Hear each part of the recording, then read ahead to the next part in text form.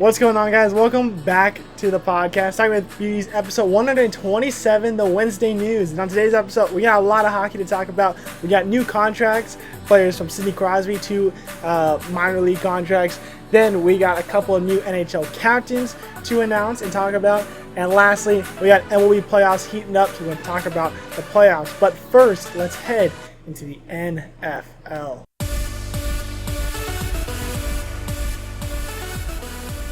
Alright, let's start off in the NFL. We'll start off with bad injury news. We're only 2 weeks into the season, and yet injury news is unreal. We'll start off in Kansas City. They have placed Hollywood Brown on IR because of a shoulder injury. He had surgery, expected to miss the whole regular season. They're saying he could be back in January. If that is the case, then he'd be back for playoff time.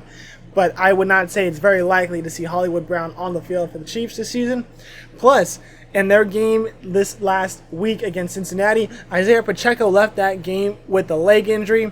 He had surgery to repair a fibula, and he will miss at least 6 weeks. So that is tough news for the running back situation in Kansas City, as well as also Clyde Edwards-Helaire has not played to start out the year. So it looks like this new guy, Steele, would be the next guy up for Kansas City. So maybe offensive woes this upcoming week for Kansas City, but it's still the Chiefs. It's hard to go against Patrick Mahomes and Travis Kelce. Now let's head to San Francisco, where they announced officially that they are putting Christian McCaffrey on the IR, meaning he will miss the next 3 games because he missed Week 2's game being on IR. It's all because of that calf injury. Plus, they announced he also has Achilles tendonitis, so that's just another more fuel to the fire there with his injury. And then we head to the wide receiving core. Deebo Samuel will not be playing this upcoming week, likely to miss a couple of weeks with the calf strain. So back-to-back big names for San Francisco on the IR. Not a good situation there, especially coming off a tough loss in Minnesota. Then we head to LA, where they announced that Cooper Kupp will be going on the IR for an ankle injury. So Puka Nacua, number 2 on that wide receiver core, and Cooper Kupp, wide receiver number 1, both on the IR. So that wide receiving room is very thin for the Rams. So that's going to be a tough week this upcoming week and weeks, not having both of those guys for at least 3 more weeks. Then we head to the more scary injury, the more serious one, quarterback situation out of Miami. Tua Tagovailoa, he left Thursday night's game with another concussion, got into that fencing position, which means your hands kind of stiff up. Really scary to watch and see that. But whether you say this is good news or bad news, it's up for interpretation. He was placed on IR yesterday by Miami, meaning that he will only miss at the very least the next 4 weeks. They said his timeline is in question, I guess, because he's out indefinitely, is what the team announced. So what does this mean for Tua? Should Tua come back? Should Tua not come back? Well, I looked at the contract situation with them. Supposedly, he has about $40 million of insurance policy if he were to retire because of injury and stuff like that, or with an injury, that kind of stuff. If he was to retire because the team medically did not clear him, he would earn all $214 million of that contract that he signed, that 4-year deal. But because of that announcement of them being placed on IR, meaning that he is medically cleared by the team to come back at some point, he would have to forfeit all that money to because he's retiring for his own personal reasons. Personally, looking at what he's earned and everything, he has earned about $73 million. That is a lot of money. I mean, we throw this around in sports world like it's no big deal. It's whoever. It's just normal. It's normal numbers to throw out. In the long term, in the normal world, $73 million is a lot of money. So, yes, he's worth more than what he's already earned. But it's the kind of thing where, do you put that aside, the money situation aside, and you go back home, have a life with your family, you got a wife, you got a daughter, or do you take that money and say, hey, I'm going to protect myself as best as possible, because you can't avoid injuries, you can't avoid getting hit in this game. But what's the likelihood of him being able to come back as healthy as possible without any injuries for the next 4 years of that contract? I don't know if that's very possible. Once you get one injury, you're susceptible to re-injuring it again. That's with any injury, dislocations, concussions, ACL tears, anything. And once you do it once, the likelihood goes up from there. So the kind of thing is, yeah, Tua's had 3 in the last 2 years. He has a big contract coming up after this season that he would like to play out. But is that the smartest move? Personally, I don't think so. I think Tua's done enough for himself that if he were to retire because of all these concussions and his health, I think everybody would very much respect that decision. But it sounds like for him and the Miami Dolphins that Tua is not retiring anytime soon, which is very scary. But with no timeline return, hopefully he is as healthy as he can be when he does get back into that lineup. All right, let's head into some game results. We had some crazy upsets this week. If you're in any sort of like pick'em pools or survivor pool and you made it past week 2, congrats to you, because this was a tough week for picking out games. We'll start off Minnesota beating San Francisco at home 23-17. Sam Darnold might be back. He looks really good this first 2 weeks. Found Justin Jefferson on a 97-yard touchdown pass. So maybe Minnesota is the real deal. 2-0 to start out the season. Great start for the Vikings. Then we got New Orleans beating Dallas on the road 44-19. Dallas really just did not have much of an answer. CeeDee Lamb did not play that bad, but overall, New Orleans offense is what we really should be talking about. That offense looks outstanding.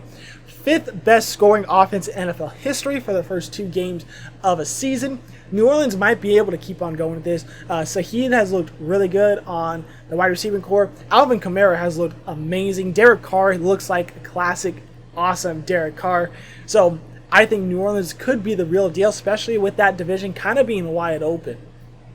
Speaking of that division, Tampa Bay is also in that division. They also have gone 2-0. They beat Detroit on the road 20-16. And I think Tampa Bay is the real deal. I think they're a really good team. I really like Baker Mayfield of what I've seen these first 2 years. I would really love to see Rachaad White go off, Arizona State alum. Running back, he's number 1 running back, but yet he had a very bad week this last week. Hopefully for a big bounce back week for White.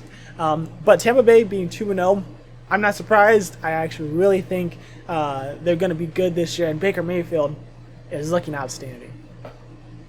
The Jets beat Tennessee 24-17, the first win in the Aaron Rodgers era. So congrats to the Jets there. Cleveland came into the game against Jacksonville as an underdog. They won that one 18-13. Jacksonville just does not look very good. And personally, I am done with Jacksonville. I really liked them for, I think, the last 2 years. I've kind of been high on Jacksonville. This year, of what I've seen, I'm not high on them at all. I don't think they're very trustworthy. Whether they do win out the rest of the season, I don't know. But Cleveland hasn't looked all that great, and yet they got an 18-13 win over the Jags. So I don't think either of those teams are all that great, but I think Cleveland did look a little bit better in this past game against them. So maybe they're able to kind of ride that into week 3. And the last upset from the Sunday afternoon slate, we had Vegas beating Baltimore on the road 26-23. The only thing I saw out of this game was not only that Vegas came back after double digits in that fourth quarter, but Baltimore only using Derrick Henry for 1 or 2 rushes in the fourth quarter. You're up big, you're at home. Why not run that clock out? I mean, I know you got Lamar Jackson, your MVP from last year of the league, as your quarterback, but you got Derrick Henry. You brought him in to run the ball. Why not utilize him? He is one of the best running backs we've seen in recent history. Such a terror to try and tackle, and yet you barely use him when you're up big. Makes no sense. Baltimore deserves to lose this one. Hopefully they're able to kind of get themselves back in because they're 0-2 to start the season. So this is not a normal Baltimore Raven outcome that we normally see the past couple of years. But let's use Derrick Henry a lot more this upcoming week.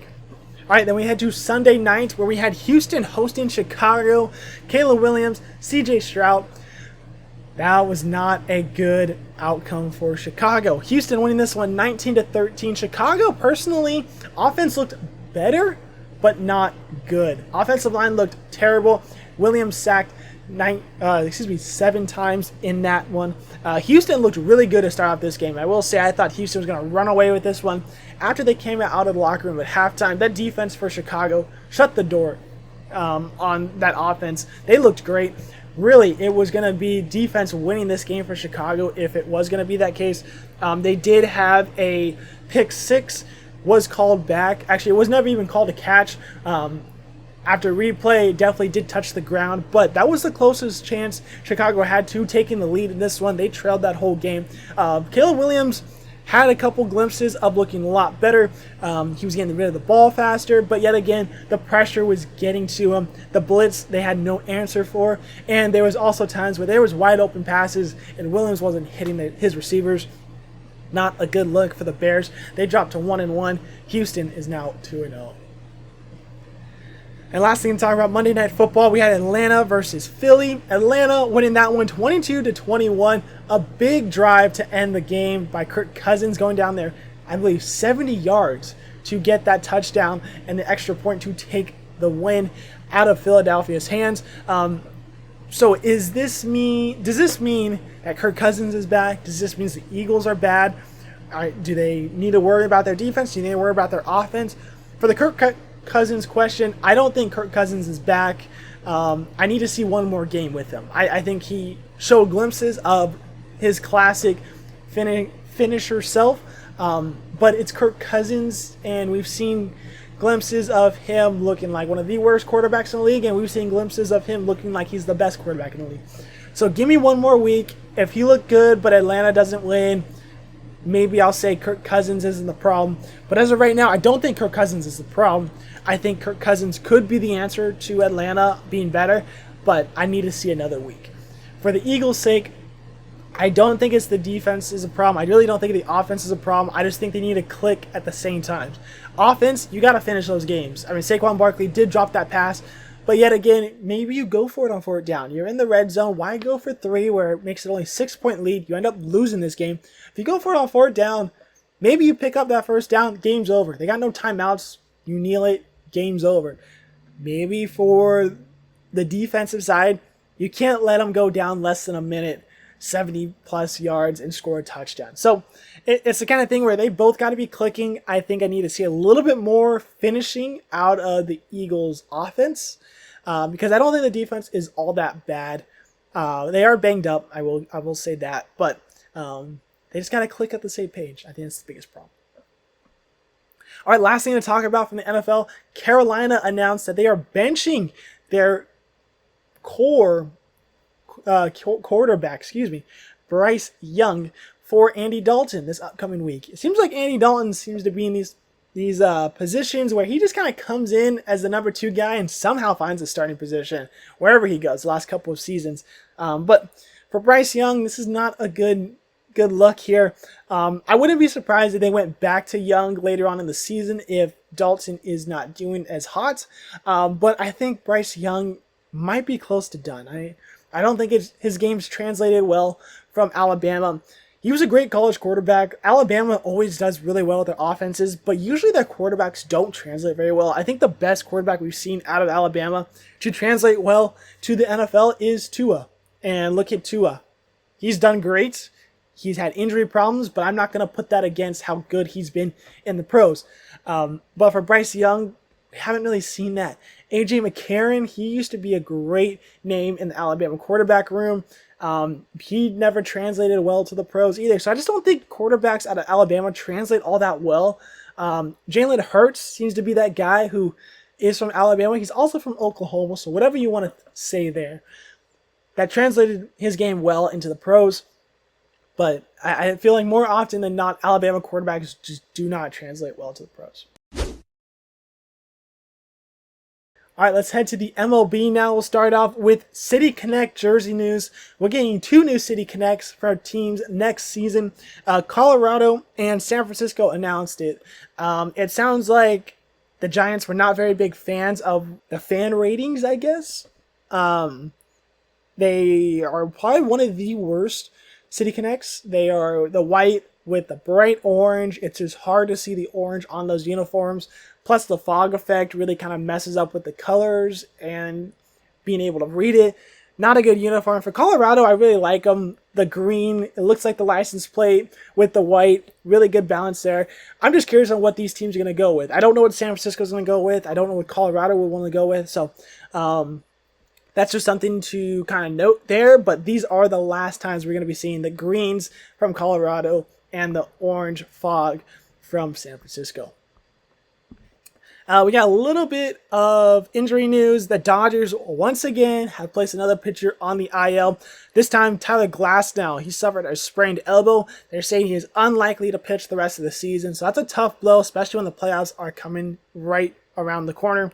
And for the other LA team, the Angels, Mike Trout says his rehab has been going great, and he expects to be ready for a normal off season. He said he's also open to the idea of playing more DH or moving to the corner outfields, whatever means he's healthy. This is huge news. I mean, I think this is huge news for Mike Trout fans, not just Angel fans. Mike Trout has just not been healthy in the second half of the season at all. He's played a total of, I believe, 42 games in the past 6 seasons in the second half. And that's not good. I mean, that's Anthony Rendon territory right there. And it's all because he just hasn't been healthy. So the biggest thing is, do you take him out of that outfielder spot and put him in DH? You can now. I mean, you don't have Ohtani in that lineup. That DH spot is wide open for anybody. So you could have Mike Trout more days than not being at the DH spot. If you move him to the corner outfields, who's your new center fielder? Maybe Mickey Moniak. Maybe Joe Adell, you could transition him into a center fielder. Maybe even Taylor Ward, who's in left field, you could put him as center field. You put Trout in left or right, vice versa, whoever you want in center field. But I think whatever makes him healthy and stay on the field the longest is the best option, whether that is putting him at in center field, putting him as DH, putting him in the corner outfields, maybe even putting him at first base. Pull a Bryce Harper, be a first baseman. It's less on the body, who knows? Whatever keeps him on the field, that's what Mike Trout needs to do this upcoming season. All right, let's head into the playoff race. We're going to start off in the American League East. We got all of these numbers, the records, the games behind and stuff like that is entering Monday. Didn't want to go back and change every single number. This is entering Monday, this upcoming week of games. The Yankees led by 3 games over Baltimore, which they have also announced earlier today that they DFA'd Craig Kimbrell. So that's big blow to the bullpen, but I guess they've just not been happy with Kimbrell's performance the last couple of games. But Baltimore, I think, could catch up to the Yankees. I'm kind of surprised the Yankees are this high up still. They had that rough patch where they just were not winning games, yet they still kept themselves in it. So very impressive. Baltimore, I think, definitely is going to make playoffs, but will they win the division? I feel like they will. For the Central, we got Cleveland leading that one. Kansas City's 4 games back, and Minnesota 6.5 games back. For Kansas City, I think this is one of the best years they've had in a while. Since they won those World Series, that kind of run. I said in our preview episode with all the guys that I think Kansas City is a very good team, and they could, I don't know if I said that they could make playoffs, but if I did, hats off to myself. But I know I said I'm high on Kansas City this upcoming season, and there's a reason why. They look really good this season. The pitching has looked pretty solid. The hitting has looked really good. And usually in this division, it's very weak, so I thought it was going to be wide open for Kansas City. Cleveland still looks really good. No one really talks about their pitching, so I don't really know too much about them situation with the pitching, but the offense has looked really good for Cleveland. For Minnesota, they're 6.5 games back. They're still in a hunt for the AL Central, so I wouldn't count any of these 3 teams out. I think there's a lot of stuff that could happen. I think Kansas City is winning the division, though, based off of just what I've seen this whole season. For the AL West, we got Houston leading and Seattle with 4.5 games back. I don't think Houston loses this division. They started off super bad to start off the year, but it's Houston. They're back at the top of the division. I don't think Seattle catches them. They might make a wild card, but I don't think Houston loses that top spot in the AL West. Now let's head to the National League East. We'll head to Philadelphia leading that one by 9 games over the Mets and the Braves. I'm not surprised. Philly is one of the best, well-rounded teams in this league.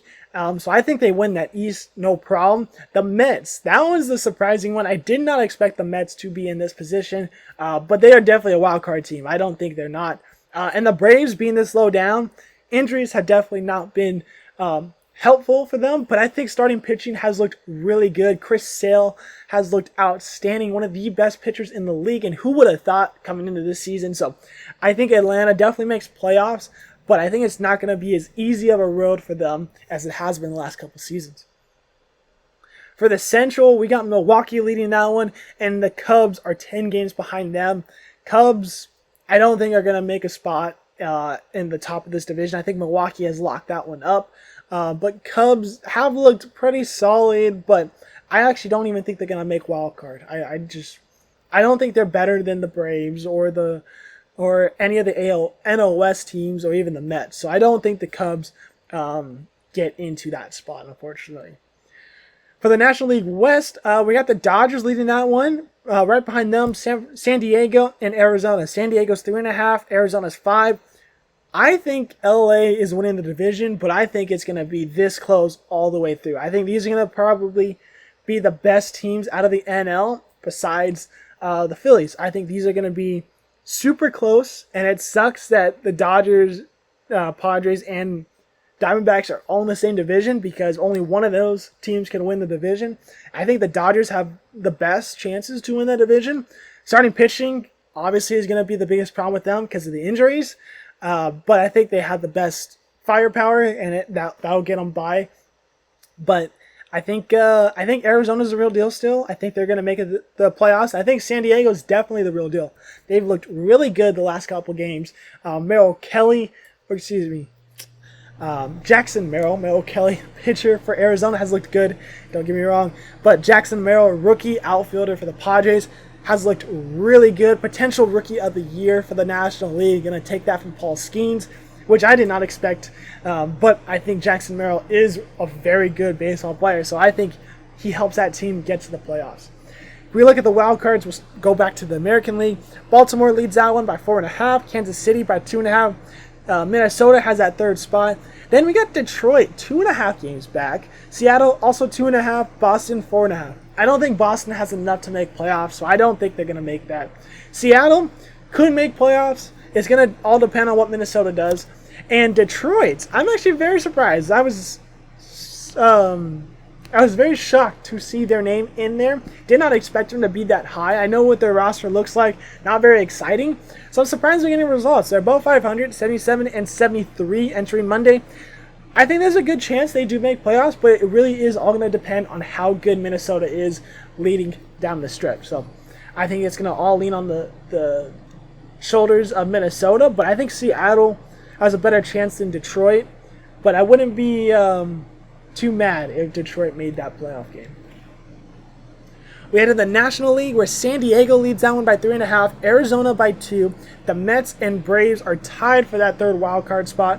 That leaves the Cubs 5 games behind and the Cardinals 7 games behind that final third place. I don't think the Cardinals or the Cubs make the playoffs, so I really do think it comes down to the Mets or the Braves. I think the Braves have a better chance, but I like what the Mets are doing. They are a fun team to watch. They are having a lot of fun themselves. So I think the Mets... I think the Mets could make playoffs. I really do. But are they going to be running on adrenaline? I don't know. I feel like if they do make playoffs, they're not going to make it too far.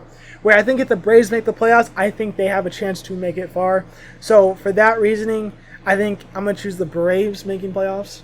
But I think either way, I wouldn't be surprised. But I think the Braves would give you a better chance to get further into the playoffs between those two. All right, let's head to the NHL, where we got a lot of contract stuff to talk about. We'll start off in Columbus. They signed James Van Riemsdyk, 1 year, $900K. Then we got Buffalo extending Peyton Krebs, 2 years, $1.45 AAV. Dallas got 2 new signings. They extend Thomas Harley, 2 years for $4 million AAV, and Esa Lindell, 5 years, $5.25 million AAV. Really like both of those contracts. I think Harley has looked really good last couple seasons, and Lindell has been one of the better defensemen that they like out there. So I think both are very good contracts. And then Detroit extended Lucas Raymond 8 years, $8.075 million AAV. I'm okay with it. I want to see it pan out more, but I think this could be a really good contract in the future. If it doesn't come out that Raymond's all that great, it's going to be a tough one to swallow. But with the cap moving up, I think $8 million could be a very big steal for Lucas Raymond. So only time will tell with that contract, though. As we mentioned at the top of the show, Pittsburgh extended Sidney Crosby 2 years. And if you know, you know, $8.7 million AAV. This guy only signs for $8.7. He's definitely worth way more than $8.7. He's one of the best players in the league. He's been doing it for, 15 plus years. And this guy knows what he's doing. He's an outstanding player. Great contract signing by Pittsburgh. Definitely gives him a lot of wiggle room to bring another big guy in. I just feel like it may have been a little too late because all the big guys are gone. But it means that they probably could bring in a guy for trades during trade deadline area if they needed to, if they were in that playoff spot. So who knows? Crosby gives the Penguins a lot of wiggle room there with the cap space. And we mentioned we have 2 new captains in the league. Chicago announced that Nick Foligno is going to be their new captain. Tampa Bay announced that Victor Hedman will be their new team captain. With Foligno, I'm not surprised. He's one of the more veteran guys on that squad. He used to be the captain of the Columbus Blue Jackets before, I believe, moving to Boston, I think is where he was, and then Chicago. There might have been a team in between that, but I think that's where he was beforehand.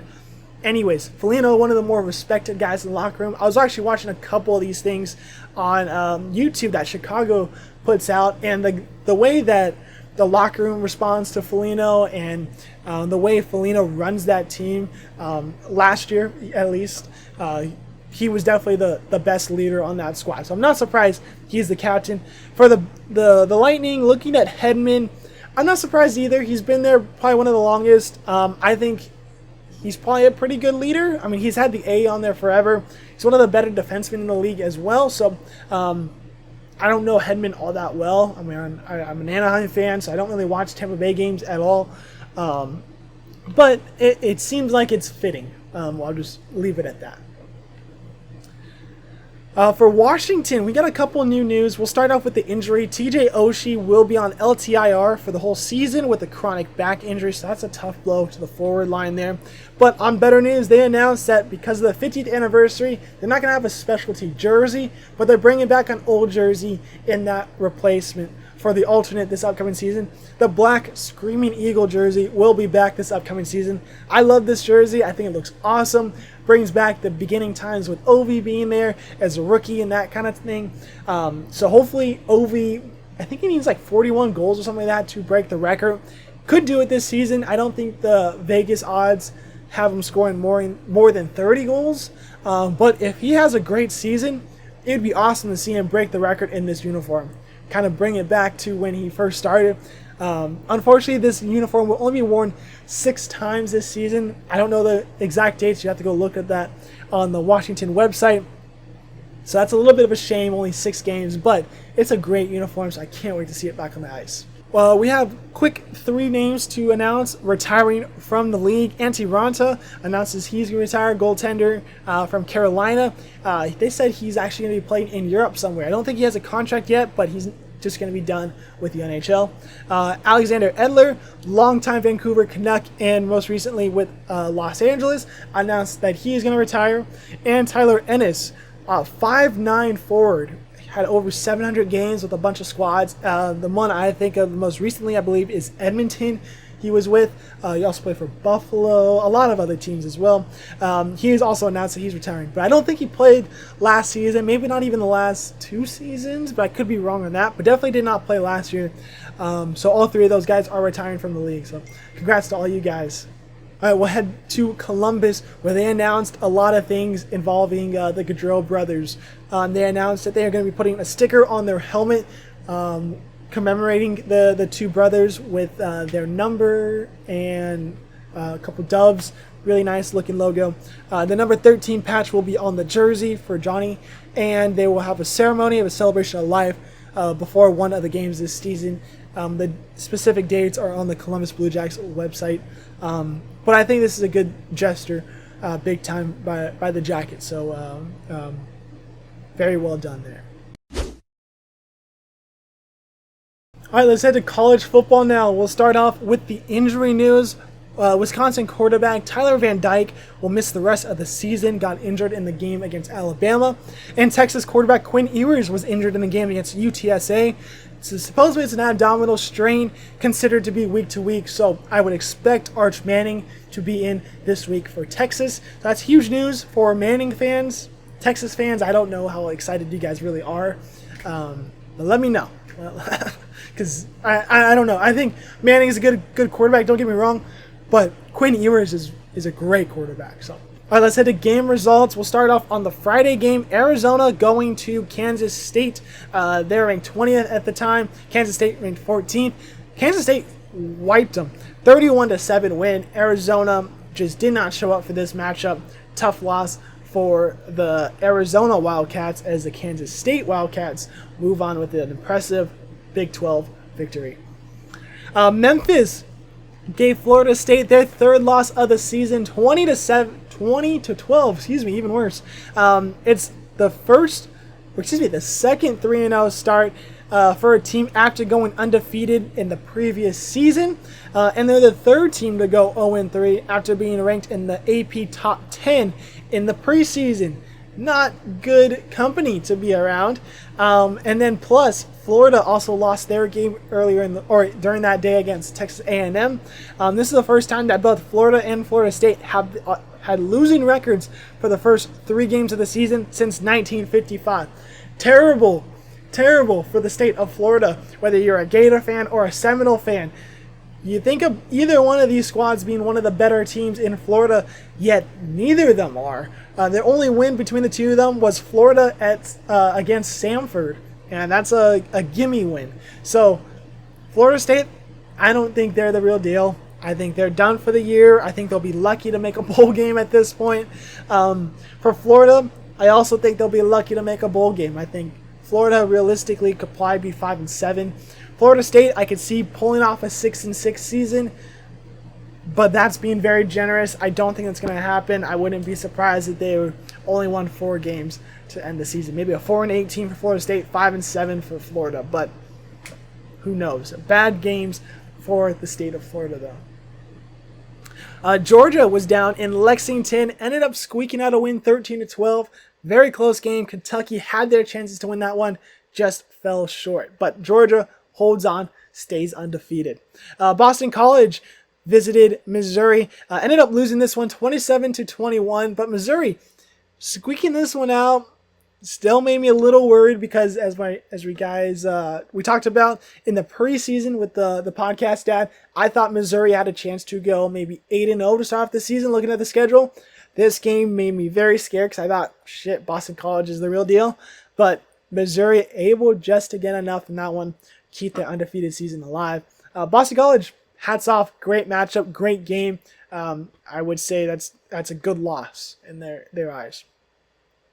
LSU went to South Carolina, ended up getting the win 36-33, came all the way back from 17 points, and South Carolina ended up missing a game-tying field goal as time expired, so tough loss for the Gamecocks there. Oregon and Oregon State played in the Civil War. Oregon State hosting and getting squashed. 49-14, Oregon's offense finally is clicking, so that's good news for the Ducks there. Washington State and Washington played in the Apple Cup. Washington State ended up winning this one at the neutral site over at Lumen Field in Seattle, 24-19. Huge win for the Cougs there. Very excited for them. UCF ended up beating TCU at the nightcap game. They were down double digits in this one, ended up coming all the way back. TCU missed a potential game-winning field goal at the end. A very long kick. I think it was around the 50-yard area. He had the leg for it, but he didn't get it through the uprights. He pushed it to the right. So tough loss for the Horned Frogs there. And lastly, UNLV beat Kansas 23-20.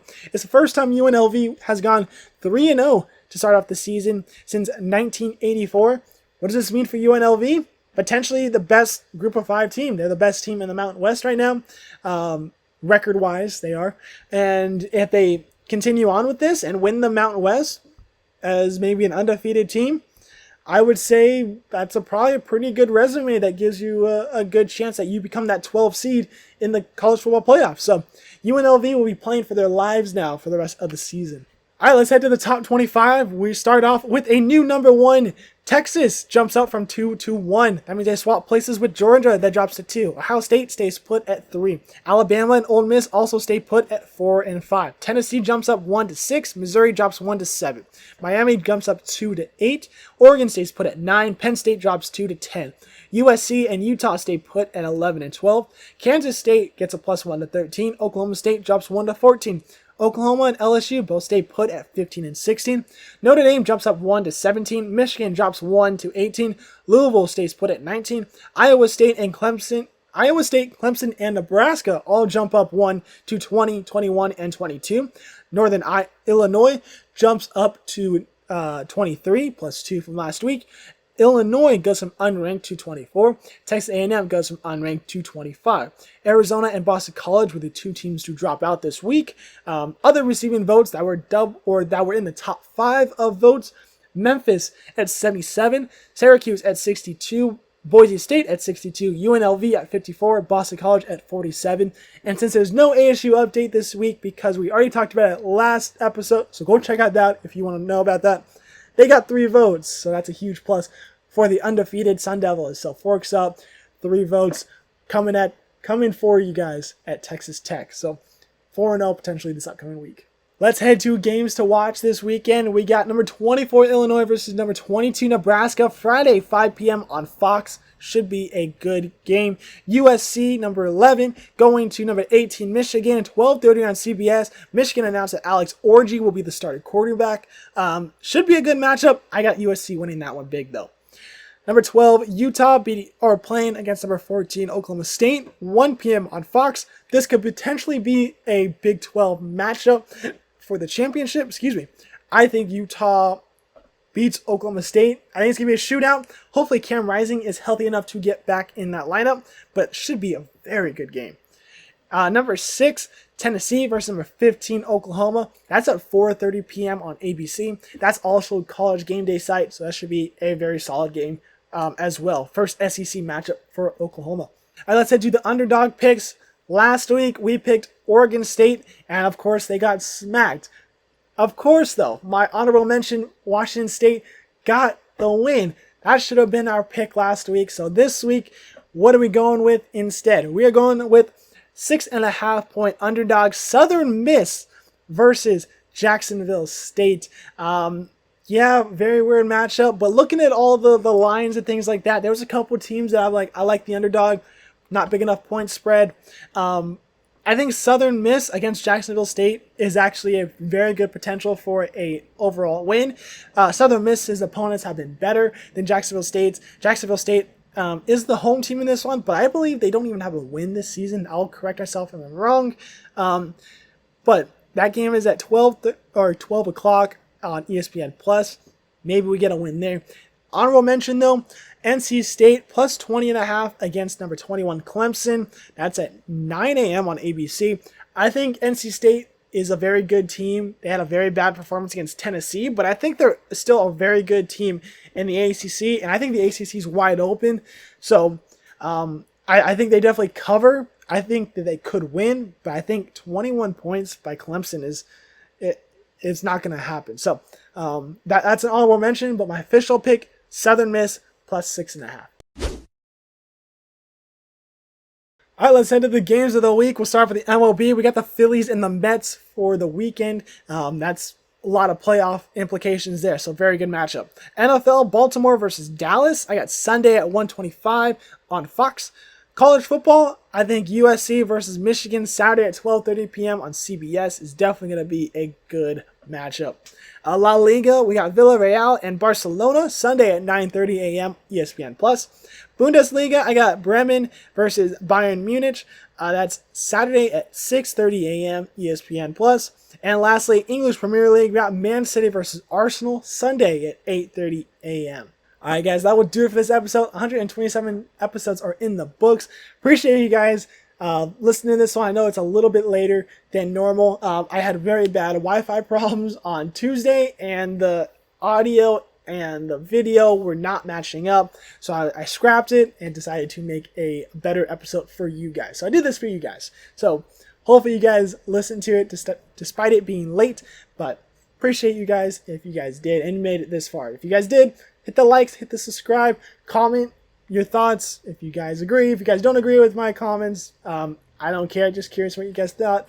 If you guys are on Spotify or Apple Podcasts, go check out the YouTube channel because we have a lot of content that doesn't come out on Spotify and Apple Podcasts, like Sports Jeopardy, like ranking videos, a couple other things that just do not translate well to audio only. So go check out that. It's free to watch. Take out a couple minutes of your day. Definitely you will enjoy. But I appreciate you guys listening to this one. Have an awesome weekend, and we'll see you guys next week.